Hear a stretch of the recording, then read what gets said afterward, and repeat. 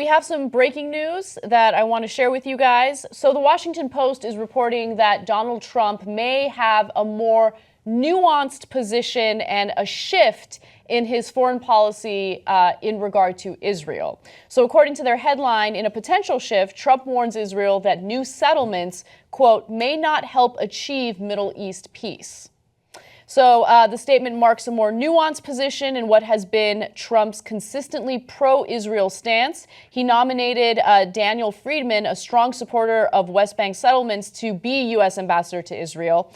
In December, he pressured the Obama administration to veto a United Nations resolution critical of Israeli settlements. But as this story develops, it is important to keep in mind that he has apparently made some statement that shows a shift in his position.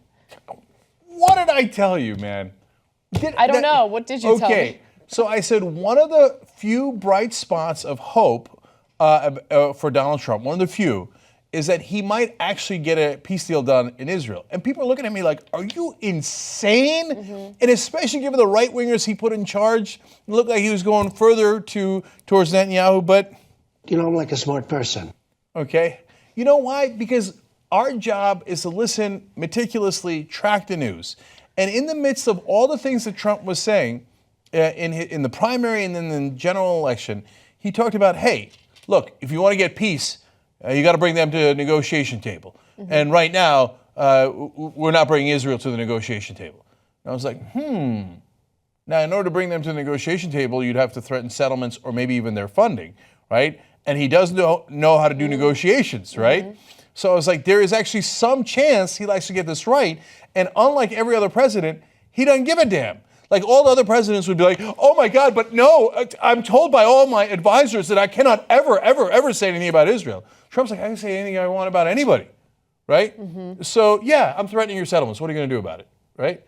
So I told you the one upside of Trump, and he did it a little bit in the carrier deal. He's doing it with the drug companies, and now in this issue, is that, yeah, he's a bull in a china shop, and you're going to break a lot of china in there. But he is strong. Mm-hmm. And when you proceed from strength, you get results. Now, most of the results he's getting are horrific, okay?